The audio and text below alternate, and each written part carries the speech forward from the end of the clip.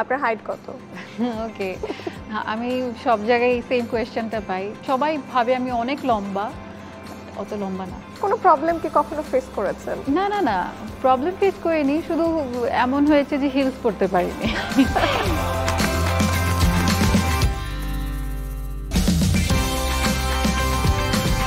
নারীর সৌন্দর্য তার মেকআপে নয়, বরং আত্মবিশ্বাসে। জনপ্রিয় মডেল এবং অভিনেত্রী মুমতাহিনা চৌধুরী টয়াকে নিয়েও এই কথা নিঃসন্দেহেই বলা যায়।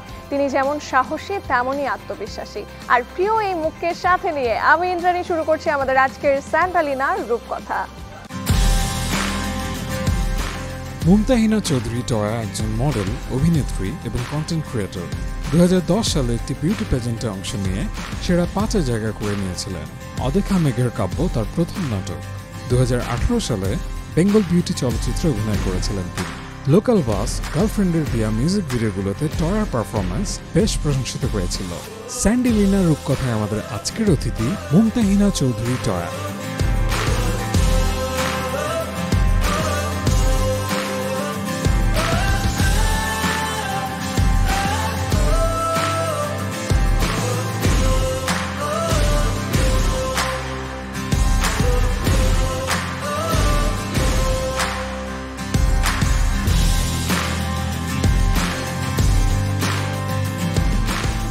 কেমন আছেন? কেমন চলছে সময়? খুবই ভালো আছি আলহামদুলিল্লাহ, খুবই ভালো যাচ্ছে সবকিছু। ফার্স্টে খুবই টিপিক্যাল একটা কোয়েশ্চেন করব, গেস হোয়াট, কি সেটা? আচ্ছা, হোয়াটস ইওর হাইট? আপনার হাইট কত? ওকে, আমি সব জায়গায় সেম কোয়েশ্চেনটা পাই। আমার মনে হয় আমার হাইট অত বেশি না, জাস্ট 5'5". সবাই ভাবে আমি অনেক লম্বা, অত লম্বা না। আমি একটা খুব ব্যালেন্স হাইট পেয়েছি, না অনেক লম্বা না একদম শর্ট, একদম পারফেক্ট একটা হাইট।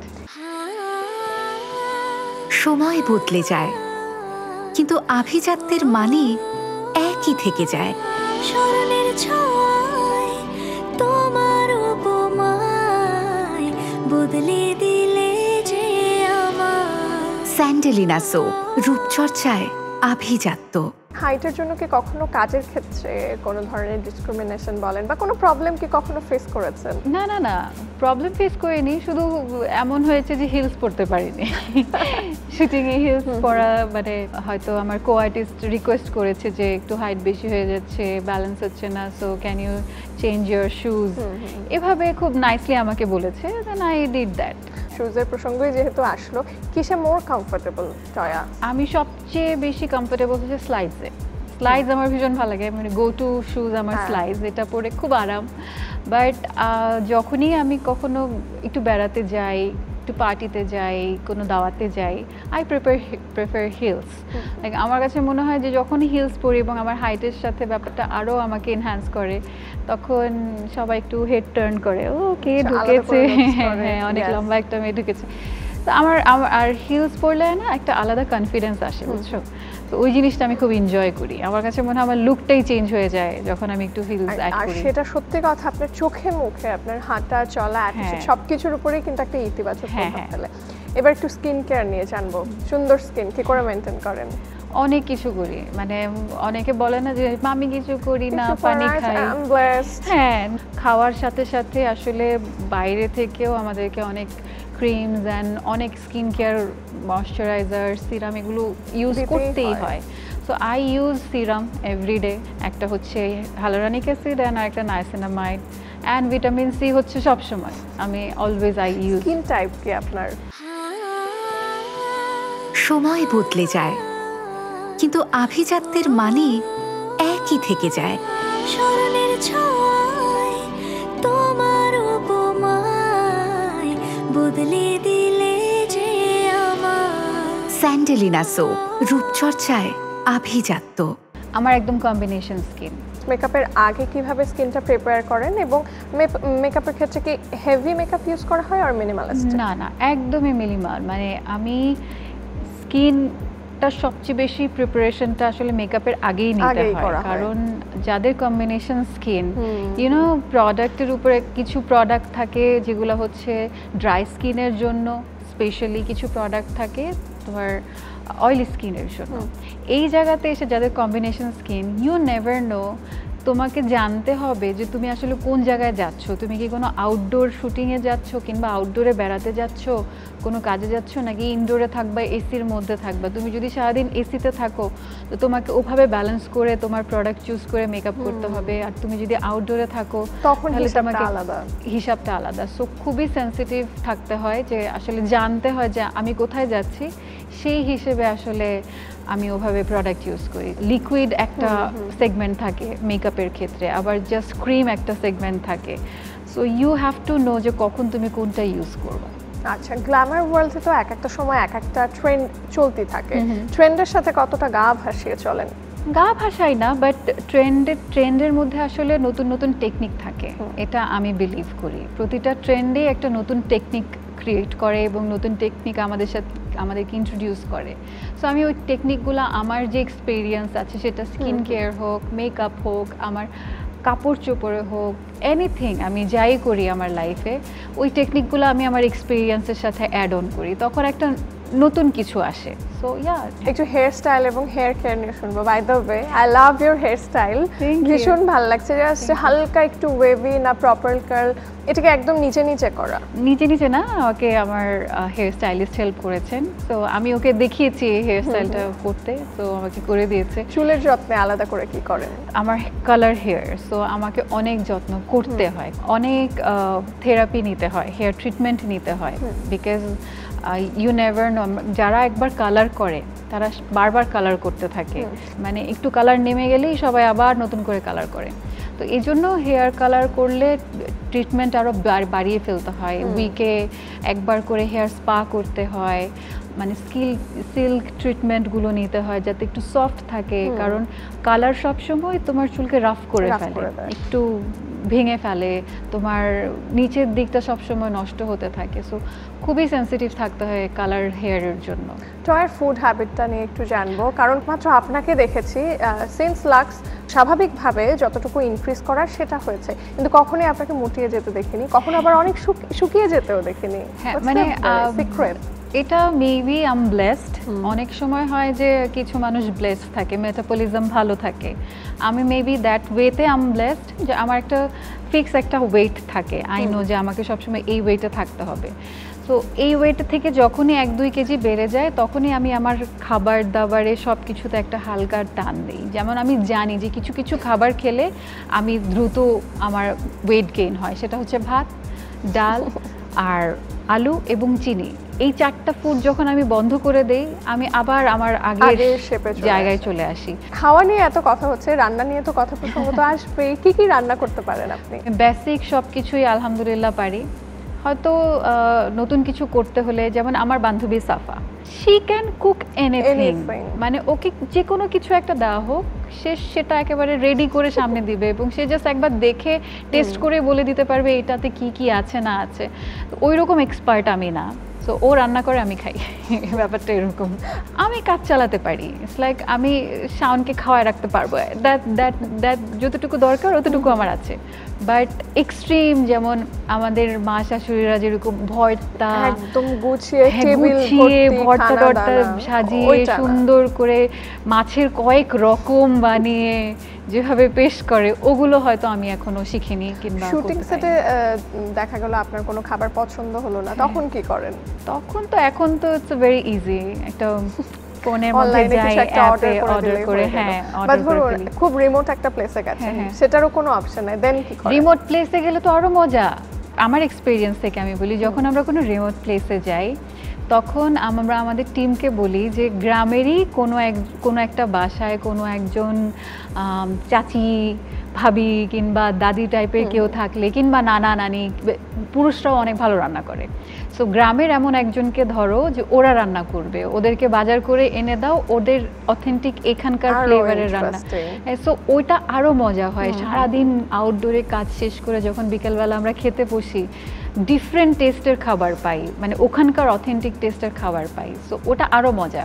আর গ্রামের কিংবা এরকম রিমোট প্লেসগুলোতে গেলে ওখানকার মানুষরা এত ভালো, আমাদের রিমোট এরিয়ার মানুষগুলো, ওরা আমাদেরকে ওদের বাসায় নিয়ে পিঠা খাওয়ায়, আমাদেরকে বাসায় নিয়ে ওরা যা রান্না করে তাই খেতে দেয়, এত আপন করে নেয় যে আসলে আমাদের ঢাকা শহরে যে আমরা মানে খাবার দাবার আমার নিজের লাইফস্টাইলে খাওয়া দাওয়া মিস করি না, ওগুলাই খুব মজা লাগে।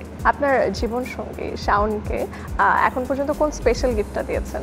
আমরা অনেক গিফট দিয়েছি, মানে ম্যাটেরিয়ালিস্টিক থিং আমরা একজনকে সারাক্ষণই দিতে থাকি, কারণ ও বিদেশে সচরাচর যাওয়া আসা করে, ওর জবটাই ওটা, সো দুদিন পর পর বিদেশ যায়, ও প্রতিবার কোনো দেশে যায় আমার জন্য এভরি টাইম কিছু না কিছু নিয়ে আসে। তো আমরা গিফট হিসেবে কাউন্ট করি মোমেন্টগুলোকে। আচ্ছা, তো আমরা হয়তো কোথাও বেড়াতে গেলাম, বেড়াতে গিয়ে কিছু একটা স্পেশাল কিছু একটা করা, ওটাকে আমরা গিফট হিসেবে কাউন্ট করি। সুন্দর একটা ভাব। কখনো কখনো আমি একটা ট্রিপ প্ল্যান করি, পুরো ট্রিপটা আমি ক্রিয়েট করি, পুরো ট্রিপটা আমি ওকে গিফট করি যে দিস ইজ ফর ইউ। তো ওরকম সেও করে যে চলো 2 দিনের জন্য ট্রিপ প্ল্যান করো, দিস আ গিফট। তো আমরা এগুলাকে অ্যাজ আ গিফট নেই। ম্যাটেরিয়ালিস্টিক থিংস মানে একজনের সাথে থাকা, এবং সেটা শুধু আমাদের সাথে না, আমরা আমাদের ফ্যামিলিকে নিয়ে ঘুরি, এই যে আমরা সবার সাথে ঘুরি, ওই ঘোরার মাঝখানে ওই সময়টার মাঝখানে যে মুহূর্তগুলো ক্রিয়েট হয় না, এগুলাই আসলে আমরা গিফট হিসেবে কাউন্ট করি। একদম। এবার চলে আসতে চাই আবারও বিউটিফিকেশন, স্টাইল, ফ্যাশন সবকিছু নিয়ে। আপনার হাইট বাদে বডি পার্টসের আর কোন জায়গাটার জন্য আপনি অনেক বেশি প্রশংসা পান? আমাকে সবাই ওভারঅলই কমপ্লিমেন্ট দেয়। আমি অনেক থিং ইজ আমার বিউটি থেকে মানুষ আমার পার্সোনালিটি নিয়ে বেশি কথা বলে, এটা সত্যি কথা। সেটা হচ্ছে যে যখনই আমাকে সামনাসামনি কেউ পরিচিত হয়, সেটা একদমই নতুন মানুষ, আমার ফ্যান হোক কিংবা কাজেরই কেউ হোক, নতুন কেউ হোক, আমার সঙ্গে খুব ইজিলি সবাই কনভারসেশন করতে পারে। মানে আমি খুব সহজে একটা মানুষকে সুন্দর একটা গ্রাউন্ড তৈরি করে দিতে পারি আমার সাথে কমিউনিকেশন করার। তো এই জিনিসটা যখন কেউ পায় তখন তারা বলে আল্লাহ আপনি অনেক ভালো, আপনি অনেক নাইস, আপনার ব্যবহার অনেক সুন্দর। আমি এই কমপ্লিমেন্টটা যখন আমার সঙ্গে সামনাসামনি কেউ হয় সেটা বেশি পাই। আমিও আপনার ব্যক্তিত্বের একজন গুণমুগ্ধ ভক্ত বলতেই পারেন। thank by the you. Way, আবারও একদম আলাপচারিতার প্রসঙ্গে আসে, ওয়ার্ল্ড ওয়াইড ফ্যাশন ওয়ার্ল্ডে কাদের ফ্যাশন স্টেটমেন্টে আপনার ফলো করা হয় বা পছন্দ, দেশে বা দেশের বাইরে? আমার সবার ফ্যাশন ফলো করা হয়, আমি সব ধরনের কাপড় পরি। আমার আলহামদুলিল্লাহ বডি স্ট্রাকচারটা এমন যে আমি যদি একটু ওয়েস্টার্ন কাপড় পরি আমার বডিতে মানিয়ে যায়। আমি মনে করি আমার বাঙালি কাপড়ই আমাকে সবচেয়ে বেশি ভালো লাগে, বাট যখন আমি ওয়েস্টার্ন পরি আমাকে দেখতে খারাপ লাগে না, আমার স্ট্রাকচারের জন্য ভালোই লাগে। পছন্দের কোনো একটা ট্রেন্ড আসলো কিংবা আমার পছন্দের কোনো তারকা কেউ একজন একটা কোনো স্টাইল করলো, ওটাও আমি চাই যে আচ্ছা আমিও একটু ক্রিয়েট করি। যেমন আমাদের যেরকম ভক্তরা আমাদেরটা ক্রিয়েট করে, আমিও তো কারো না কারো ভক্ত। সেটাই শুনতে চাচ্ছি, কাটটা কখনো কখনো ফলো করা হয়? যেমন আমার সেলিনা গোমেজের পুরো ক্যারেক্টার এবং ওর পার্সোনালিটি খুব ভালো লাগে। আমি ওর কাপড় চোপড় আমার খুব পছন্দ, খুব মার্জিত থাকে। ও জানে যে আসলে কোন ইভেন্টে কি পরা উচিত, শি নোজ ভেরি ওয়েল। মানে ওর স্টাইলিং টিম আমার খুব পছন্দ, আমার প্রিয়াঙ্কা চোপড়ার স্টাইলিং টিমকে খুব পছন্দ। ওর যে পুরো মেকওভার যারা করে একদম হেড টু টো, আমার প্রিয়াঙ্কা চোপড়াকে একদম মনে হয় যে শি ইজ দ্য পারফেক্ট, মানে আমাদের এশিয়ান মেয়েদের জন্য শি ইজ আইডল, যে কিভাবে আসলে দুটাকেই সুন্দর করে ক্যারি করা যায়। যেমন রিসেন্টলি মেট গালা হলো, যে থিমের সাথে প্রিয়াঙ্কা চোপড়া এত সুন্দরভাবে নিজেকে প্রেজেন্ট করেছে, এত সুন্দরভাবে নিজেকে প্রেজেন্ট করেছে, পোলকা ডটের। তো আমার কাছে মনে হয়েছে এইরকমই আসলে স্টাইল হওয়া উচিত, যে কিনা অ্যাসাইনমেন্টটা বুঝবে যে আমাকে আসলে কোন থিমে কি পড়তে হবে, আমাকে কোন ইভেন্টে কি পড়তে হবে। তো আমার মনে হয় প্রিয়াঙ্কা চোপড়া, সেলেনা গোমেজ, এই দুজনকে আমি বিদেশের ক্ষেত্রে খুব ফলো করি। আর দেশের ক্ষেত্রে আমার জয়া আপুর স্টেটমেন্ট, আই লাভ জয়া আপুর ফ্যাশন অ্যান্ড স্টেটমেন্ট। মানে উনি যাই পরে উনি এত সুন্দর করে উনি এটা ক্যারি করে, I am just fan of her. Okay, এখন তো মানে নিজের সেলফ কেয়ারের জায়গাটা অনেক অ্যাডভান্স হয়ে গেছে। এখন অনেকে পার্লারে না গিয়ে বরং হচ্ছে বিউটি বলতে গেলে এস্থেটিক স্যালনগুলোতে যায়। তো ওই জায়গা থেকে আপনার কি কখনো মোটামুটি যাওয়া হয়েছে বা বোটক্স, ফিলার এগুলোর সাথে? মানে আমি এটা করব না, বিকজ আমাদের কাছে আসেই ব্যাপারগুলো প্রমোশনাল অ্যাক্টিভিটি হিসেবে। আর অ্যাস্থেটিক ক্লিনিক মানে এটাই নয় যে বোটক আর ফিলার দিবে কিংবা বিভিন্ন যে সার্জিক্যাল ব্যাপারটা, ওটার মানে এটা না। আমাদের সামহাও সামহাউ এই যে জায়গাটাতেই আসলে আমরা অ্যাওয়ারনেসটা ক্রিয়েট করতে পারিনি যে অ্যাস্থেটিক মানেই শুধু বোটক্স ফিলার না, আরও স্কিনের তো অনেক রকম অনেক প্রবলেম কাজ আছে, রয়েছে। অনেক কিছু করা যায়। আপনি কি কি পিগ করেছেন? আমি যেমন আমার পিগমেন্টেশনের কাজ করেছি, আমার প্রচুর ডিসকালারেশন ছিল, মানে এই জায়গাটা একটা কালার Different থাকে, colour এখানে থাকে। একটা কালার থাকে, এটা আমরা বুঝতে পারি না। আমাদের মুখের সাথে আমাদের গলা মিলে না, আমাদের হাতে কালার মিলে, কালারের সাথে আমাদের ফেসে কালারের সাথে হাতে কালার মিলে না। এই যে পিগমেন্টেশন প্রবলেমটা, এটা তো আর আমার নর্মাল পার্লারে গিয়ে আমি না, কিভাবে ঠিক এটা করব? সম্ভব এটার না। জন্য I need aesthetic clinic. It's not just about botox filler কিংবা ছুরি কাটাকাটি এসব না, এটা আরো অনেক, it's a big thing. So further আর কি কি কাজ করানোর ইচ্ছা আছে এরকম অ্যাস্থেটিক সালন থেকে? যখন যেটা দরকার, আমার যদি মনে হয় যে আমি আমার যৌবনটা ধরে রাখতে চাই, আমি তখন মেবি আমি তখন বোটক্স নিব কিংবা আমি তখন ফিলার্স নিব, যে যদি আমার লাগে।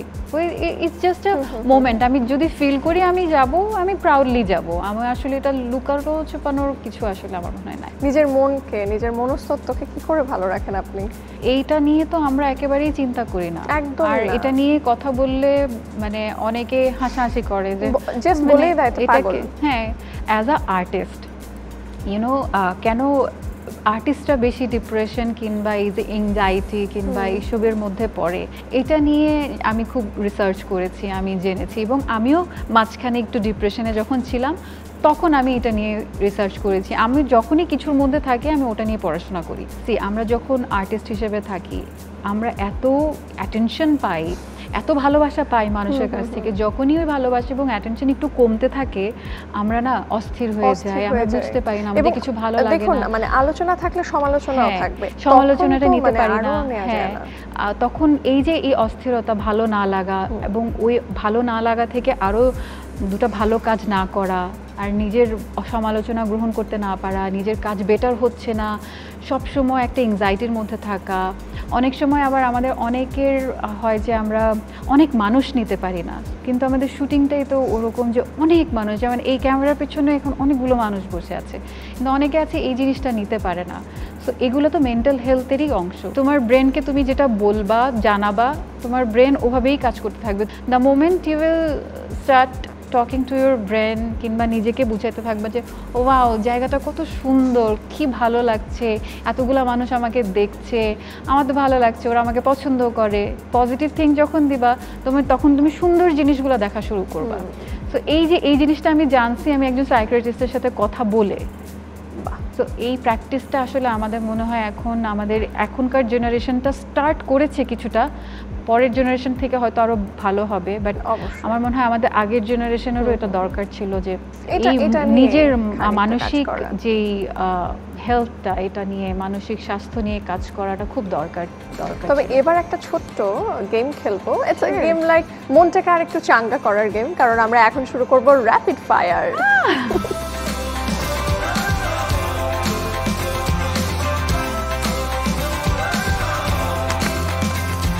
আমাদের র্যাপিড ফায়ারের তিনটা খুবই ইন্টারেস্টিং নিয়ম রয়েছে, এইটা একদম অক্ষরে অক্ষরে পালন করতে হবে। Okay. নাম্বার 1, কোনো প্রশ্ন স্কিপ করা যাবে না, প্রত্যেকটারই উত্তর দিতে হবে। Oh my number God. 2, most important, কোনো ডিপ্লোম্যাটিক আনসার আমরা অ্যাকসেপ্ট করছি না, করবো Okay. না। তৃতীয়ত, যে উত্তরগুলো আপনি দেবেন প্রত্যেকটার মধ্যে থাকতে হবে ফায়ার, জাস্ট আগুনের গোলা। ও মাই গড, আর যদি ফায়ার না ধরে আমি বরফ মারি হবে? সেটা দেখা যাক, খেলতে খেলতে বোঝা যাবে। ওকে, আর ইউ রেডি? হ্যাঁ, শিওর। ওকে, টয় আর প্রিয় টয় কোনটা? মোবাইল। লোকাল বাসে শেষ কবে চড়েছেন? লোকাল বাসে যখন শুটিং করেছিলাম তখন তো ওঠা হয়েছে। তখন হ্যাঁ। আপনার 4am ফ্রেন্ডকে? সাফা কবির। এখন পর্যন্ত উইয়ার্ড কোন খাবারটা ট্রাই করেছেন? শামুক খেয়েছি। ওকে, এখন পর্যন্ত সবচেয়ে দামি কোন উপহারটি নিজেকে নিজে দিয়েছেন? একটা ব্র্যান্ডের ব্যাগ। আপনার প্রতিদিনের বিউটি রুটিনে, রূপচর্চার রুটিনে কোন তিনটা জিনিস অপরিহার্য? আমার ফেস ওয়াশ, আমার সিরাম এন্ড ময়শ্চারাইজার। ওকে, আচ্ছা, ইন্ডাস্ট্রিতে আপনার সবচাইতে কাছের বন্ধু কারা? সাফা কবির এন্ড সিয়াম আহমেদ। এবং এই শো এর মাধ্যমে তাদেরকে যা বলতে চান? নাম্বার 1, সিয়াম আহমেদ। আরো সুন্দর সিনেমা চাই। সাফা কবির। বিয়ে কবে করবে? ওকে, জোবান। তো একটা টারছিরা ছিল, এখন বিয়ে করে এত লক্ষ্মী একটা বউ পেয়েছে, ওকে আর কোনো প্রশ্ন করে না, ও ভালো আছে। তৌসিফ মাহবুব। আমাদেরকে একটু সময় দিতে বলবো, আর টাইমটা মেনটেন করতে বলবো, পাংচুয়াল হতে বলবো। শাকিব খান। আমার সাথে সিনেমা কবে করবেন? ওয়াও, অনন্ত জলিল। এ তো অসম্ভব। অসম্ভবকে সম্ভব করার সেই বিজ্ঞাপনে কত রেমুনারেশন পেয়েছিলেন? 60,000 আই গেস। এবার যে কোনো একটি অপশন চুজ করতে হবে, হেভি মেকআপ নাকি no makeup makeup look? No makeup look. Sunscreen or night cream? Night cream. Sari or western? Both. নিজেকে আয়নায় কখন বেশি দেখেন, সকালবেলা নাকি যে কোনো পার্টির আগে? রাতের বেলা। স্কিন কেয়ার ব্যাগে সব সময় থাকে কোন তিনটি জিনিস? Serum, moisturiser, face wash. কোন অভিনেত্রীর ওয়ার্ড্রোব ছিনতাই করতে চান টয়া? জয়া হাসান। আচ্ছা, পপুলার একটি খাবারের নাম বলুন যেটা আপনি কখনো টেস্ট করেননি। বড় বাপের পোলায় খায়। এবার হ্যাঁ নাতে উত্তর দিতে হবে। আপনি লম্বা হওয়ায় মেল কো অ্যাক্টর হীনমন্যতায় ভুগেছে। হ্যাঁ। আপনার স্বামীকে কয়েকবার সন্দেহ করেছেন। হ্যাঁ। ব্লাইন্ড ডেটে গিয়েছেন? না। মিডিয়াতে একাধিকবার আপনার প্রেমের সম্পর্ক হয়েছে। না। স্পন্সর ড্রেস ছিঁড়ে ফেলেছেন। হ্যাঁ। মঞ্চে পারফর্ম করতে গিয়ে স্টেপ ভুলে গিয়েছেন। হ্যাঁ। ফিমেল কোস্টারের সাথে সেটে ঝগড়া করেছেন। নো, আমি আমার সাথে কেউ ঝগড়া করতে পারিনি এখন পর্যন্ত। আপনি আসলে খুবই লক্ষ্মীমন্ত একটা খুবই। মেয়ে। আমি লক্ষ্মী না, আমি খুবই চার্মিং। আমি যখন সেটে যাই এভরিবডি সবাই হ্যাপি থাকে, আমরা দুষ্টামি করি, খুব মজা করি, সেটা আমরা অনেক আড্ডা দিয়ে খুব আরাম করে শুটিং করে শেষ করে আর বের এই যে হয়ে আসি। আড্ডা দিতে দিতে একদম আমাদের এই সেলিব্রিটি আড্ডার একদম শেষ পর্যায়ে চলে এসেছে। অনেক ধন্যবাদ টয়া, খুব ভালো থাকবেন। এবং আপনার জন্য স্যান্ডালিনা রূপকথার পক্ষ থেকে রয়েছে একটি আকর্ষণীয় gift hamper. Thank you so much. Thank you তোমাকে, থ্যাংক ইউ স্যান্ডেলিনা রূপকথা এই প্রোগ্রামটাকে, মাছরাঙাকেও থ্যাংক ইউ আমাকে ইনভাইট করার জন্য। Thank you so much. And তোমার জন্য শুভকামনা, সবার জন্য শুভকামনা।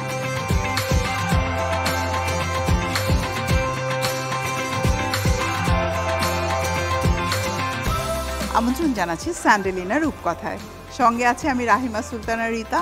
আশা করি আপনারা ভালো আছেন এবং আমরা যে হোম রেমেডিগুলো আপনাদের দেখাচ্ছি সেগুলো আপনাদের কাজে আসছে। আজকে আমার সঙ্গে আছে মডেল রুহি। রুহি, তুমি কেমন আছো? এই তো আলহামদুলিল্লাহ ভালো আছি।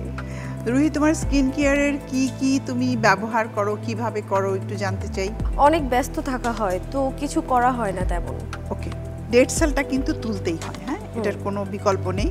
তো আজকে ডেড সেল তোলার জন্য আমি খুবই সিম্পল দুটো উপকরণ, তোমাকে মেইন উপকরণ, তার সাথে আনুষঙ্গিক থাকবে সুগার হলো চমৎকার স্ক্রাব যেটা স্কিনকে গ্লো দেয়, স্কিনের জন্য খুবই ভালো।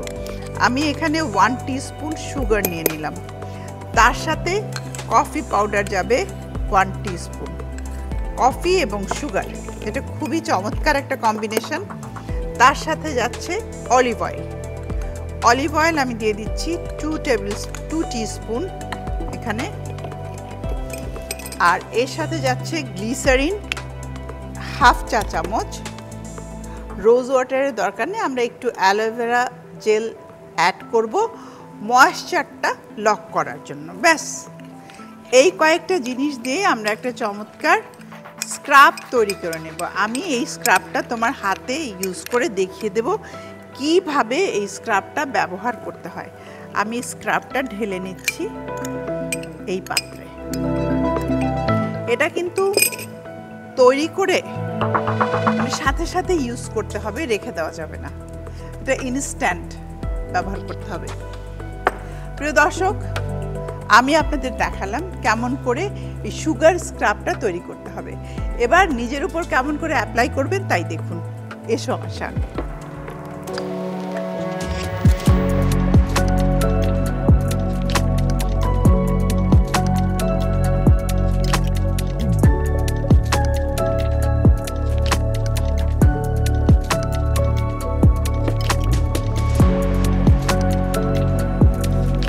আমি রুহির হাতের উপর অ্যাপ্লাই করব, ডান হাতে। এইভাবে যতটুকু সম্ভব আমি এতটুকুই দিচ্ছি। বাড়িতে যখন করবে ফুল ফেস, হ্যান্ড, সব জায়গায় করবে। একদম সুগারটা গলে যাওয়া পর্যন্ত মাসাজ করতে হবে। আমি লাগিয়ে দিলাম। এখন যেটা করতে হবে রাব, হ্যাঁ, জাস্ট রাব। এই তুমি ফিল করতে পারছো সুগার আছে? হ্যাঁ। এবং সুগারটা যেটা হচ্ছে গলে গলে যাচ্ছে, স্কিনের সাথে মিশে মিশে যাবে। তোমার ডেড সেলকে তুলে স্কিনটাকে একেবারেই দাগ মুক্ত করে ঝকঝকে করে ফেলবে। তো ফেসে যখন করবে মাসাজটা খুবই হালকাভাবে, আমি হাতে একটু জোরে জোরেই রাব করছি, কিন্তু ফেসে এটা করা যাবে না, ফেসে খুব সফটলি, কেমন? ঠিক আছে। প্রত্যেকটা আঙুল আলাদা আলাদা করে করতে হবে, এইভাবে এইভাবে। এই মাসাজটা করলে যেটা হয়, ব্লাড সার্কুলেশনটা খুব ভালো হয়। আমি আরেকটা জিনিস আপনাদের দেখিয়ে দিচ্ছি, এই প্রত্যেকটা আঙুল এটা আরেকজন করে দিলে সুবিধা হয়, কিন্তু তারপরও নিজেরটা নিজে যতটুকু পারা যায় ডু ইউরসেলফ। এবারে আমি মুছে নিচ্ছি। যখনই স্ক্রাব করবে খুব ভালো করে স্ক্রাবটা স্কিন থেকে তুলে নিতে হবে, কেমন? একদম ইনস্ট্যান্ট একটা চেঞ্জ আমি লক্ষ্য করতে পারছি, আশা করি সেটা তুমিও দেখতে পাচ্ছ। এরপর যেটা করতে হবে, টাওয়েল ড্রাই করব, এইটা দিয়ে স্কিনটাকে শুকনো করে মুছে নিচ্ছি। এরপর ময়শ্চারাইজার দিয়ে দিব। ময়শ্চারাইজার, লোশন মাস্ট, সব কিছুই চাইলে আমরা বাড়িতেই তৈরি করতে পারি। আমি রূপকথায় আমাদের এক একটা পর্বে এক এক রকম জিনিস আমি তৈরি করে দেখাই। এখান থেকে এখানে একটা কালার, এখান থেকে আরেকটা কালার। আসলেই এটা খুবই উপকারী একটা প্রক্রিয়া, তো আমি এটা ঘরে অনেক ট্রাই করব। এটা অনেক করা যাবে না, সপ্তাহে একদিন। আচ্ছা, রুহি, তোমাকে অসংখ্য ধন্যবাদ আমাকে সাহায্য করার জন্য। আপনাকেও অসংখ্য ধন্যবাদ আমাকে আমন্ত্রণ করার জন্য। ভালো থাকো, ভালো ভালো কাজ করো, আমার বেস্ট উইশেস রইল তোমার প্রতি। প্রিয় দর্শক, আপনারা দেখলেন, আমি ইনস্ট্যান্ট দেখিয়ে দিলাম যে কতটা পরিবর্তন আনা যায় যদি সঠিক পদ্ধতিতে এবং ঘরোয়া যে উপকরণ আছে সেগুলো দিয়েই আমরা আমাদের স্কিন কেয়ার করি। আপনাদের সবার জন্য সুস্থ সুন্দর দীর্ঘজীবন কামনা করছি।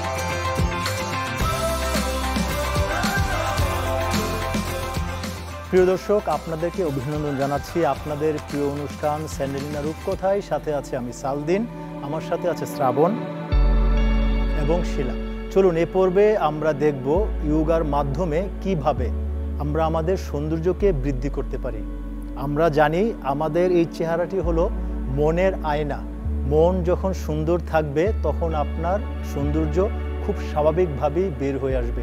সেজন্য মনকে প্রথম সুন্দর করতে হবে। মনকে সুন্দর করার জন্য একটি প্রথম শর্ত হলো আপনার চিন্তাগুলো সব সময় থাকবে পজিটিভ। সেজন্য পজিটিভ চিন্তা করবার জন্য একটি প্রক্রিয়া খুব সহজ, সেটি হলো ধ্যান, কিংবা আমাদের সমস্ত চিন্তাগুলোকে আমরা একটি পয়েন্টে রাখলে আমরা ইন্দ্রিয় ক্ষমতার ভিতরে অতীন্দ্রিয় ক্ষমতায় যেতে পারি, যেটি হলো আমাদের প্রকৃত ক্ষমতা বা প্রকৃত অবস্থা। সেটি আমরা চর্চা করব প্রত্যেক দিনগুলোতে। আমরা সকালে ঘুম থেকে উঠেই মেডিটেশন বা ধ্যানের মাধ্যমে আমরা আমাদের দিনটি শুরু করব। সেটি খুব সহজভাবে আমরা শিখতে পারি। আমরা এইভাবে ক্রস লেগ পজিশনে বসে চোখ বন্ধ করলে আপনি আরাম বোধ করবেন, কারণ আপনি আপনার নিজের জগতে প্রবেশ করছেন, আপনি আপনার মনের সাথে যোগ দিচ্ছেন। গভীরভাবে যখন আপনি শ্বাস গ্রহণ করবেন এবং ধীরে ধীরে ছাড়বেন, শ্বাস হলো আমাদের প্রাণ। শ্বাস যত বেশি ভিতরে প্রবাহিত হবে তত ভিতরে আরামদায়ক অবস্থা সৃষ্টি হবে। আমাদের প্রতি সেকেন্ডে লক্ষ লক্ষ কোটি কোটি বায়োকেমিক্যাল কাজগুলো হয়, সেগুলো সঠিকভাবে তখনই করতে পারে না যখন আমাদের শ্বাস ছোট হয়ে যায়। সেজন্য আমরা গভীরভাবে শ্বাস গ্রহণ করব এবং ধীরে ধীরে ছাড়ব। মেডিটেশন এবং গভীরভাবে শ্বাস প্রশ্বাস করবার পর আমরা একটি প্রাণায়ামা করব। এটির নাম হলো কপাল ভাতি প্রাণায়ামা। কপাল হলো কপাল, ভাতি হলো আলোকিত, মানে হলো এই জায়গাটি একদম ক্লিন হয়ে যাবে। এই জায়গাটি যত বেশি ক্লিন হবে তখনই কিন্তু আপনি জায়গাটিতে রক্ত চলাচল বৃদ্ধি হবে এবং আপনাকে দেখতে সুন্দর লাগবে। খুব সহজে আমরা করতে পারি। ফোর্সফুলি অ্যাক্সিলারেশন করব, অর্থাৎ আমরা শ্বাসটা জোরে জোরে ছাড়ব এবং এত জোরে ছাড়ার চেষ্টা করব যেন আমাদের এখানে ব্লকেজগুলো ক্লিন হয়ে যায়। আপনি শ্বাস গ্রহণ করবার সময় কোনো ধরনের আওয়াজ হবে না, শুধু শ্বাসটি ছাড়বার সময় আওয়াজ হবে। ব্লাড সার্কুলেশন বাড়ছে এবং একটি সৌন্দর্য বৃদ্ধি হচ্ছে। এবং এটি আপনি করবার জন্য কোনো রকম চাপ প্রয়োগ না করে অভ্যাস করে করে চর্চা করে করে আপনি এটাকে 100 রাউন্ড কিংবা আপনি 2বার 3বার করে আপনি করতে পারেন। এখন একটি আসন করব, এই আসনটির নাম হলো চক্রাসনা। সেই জন্য আমরা বা হুইল পোজ পিঠের উপর শুয়ে পড়ব, হাত দুটো কাঁধের বরাবর রেখে গভীরভাবে শ্বাস গ্রহণ করে প্রথম কোমর, তারপর বুক, যতটুকু সম্ভব। প্রিয় দর্শক লক্ষ্য রাখুন, আমরা পিছনে বেসিক্যালি ব্যান্ড হই না, কিন্তু এইভাবে চক্রাসনা এটি হবার ফলে কিন্তু আমাদের ভিতরে যতগুলো বায়ুথলি আছে এবং আমাদের ভিতরের শক্তি পয়েন্ট যতগুলো আছে এই সবগুলো কিন্তু ওপেন হচ্ছে। আমাদের 7টি চক্র আছে, এই চক্রাসনার ফলে 7টি চক্র ওপেন হচ্ছে। এই জায়গাগুলোতে কোনো ব্লকেজ থাকবে না, ক্লিন হয়ে যাবে। এখানে আমরা কমপক্ষে 30 সেকেন্ড সময় থেকে 1 মিনিট থাকবার পর ধীরে ধীরে আমরা সোজা হয়ে যাব। এখন 2টি আসন দেখাবো, শ্রাবণ দেখাবে শোল্ডার স্ট্রেন, আর শিলা দেখাবে হেড স্ট্রেন। শোল্ডার স্ট্রেন খুবই সহজ। এই প্রক্রিয়া থেকে গভীরভাবে শ্বাস গ্রহণ করে পা উপরে তুলে যতটুকু সম্ভব, যদি সোজা হয় যে যতটুকু পারবো, এখানে আমরা কমপক্ষে 30 সেকেন্ড সময় থেকে 1 মিনিট থাকবার পর প্রথমে হাঁটু ভেঙে ধীরে ধীরে মুক্ত হয়ে আমরা শবাসনায় বিশ্রাম নিব। এটি যারা করতে পারেন তারা হেডস্ট্যান্ড করবেন, বা হেডস্ট্যান্ড আপনি যদি চর্চা করেন আপনি ওয়ালে কিংবা কোনো সাপোর্ট নিয়েও করতে পারেন, অথবা আপনি বিছানায় মাথাটাকে চেষ্টা করবেন নিচের দিকে রাখবার। এইভাবে আপনি যখন রাখবেন আপনার শরীরের সমস্ত রক্ত চলাচল আমাদের মাথার দিকে, বিশেষ করে মুখমণ্ডলের দিকে প্রবাহিত হওয়ার ফলে এখানে আমাদের অনেক ধরনের ব্লকেজ থাকে, কারণ আমরা সঠিকভাবে রক্ত চলাচল হয় না, ব্লকগুলো খুলে না, যার ফলে আড়ষ্ট মনে হয় এবং সৌন্দর্যটা থাকে না। এটিও আপনি কমপক্ষে 1 মিনিট সময় বা 30 সেকেন্ড সময় থেকে ধীরে ধীরে মুক্ত হয়ে আপনি শিশু বালাসানা বা চাইল্ড পোজে আপনি বিশ্রাম নেবেন। প্রিয় দর্শক, সৌন্দর্য বৃদ্ধির জন্য এই আসনগুলো, পজিটিভ চিন্তা, এগুলোর পাশাপাশি কিন্তু আপনাকে যেটিতে মনোযোগ দিতে হবে সেটি হলো সুষম খাবার। সুষম খাবার এবং আপনার ডিপ স্লিপ এবং হেলদি লাইফস্টাইল, এবং এগুলো যখন আপনি চর্চা করবেন তখন আপনি ভিতর থেকে সুন্দর হয়ে আপনাকে সুন্দর দেখা যাবে। প্রিয় দর্শক, আগামী পর্ব দেখবার আমন্ত্রণ জানিয়ে আজকের মতো এখানে শেষ করছি। ভালো থাকুন, সুস্থ থাকুন, আমাদের সাথেই থাকুন।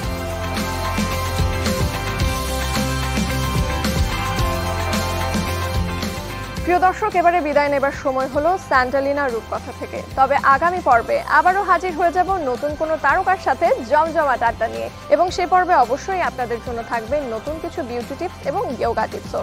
সে পর্যন্ত সবাই ভালো থাকুন, সুস্থ থাকুন, নিরাপদে থাকুন, মাছরাঙা টেলিভিশনের সাথেই থাকুন। বিদায়।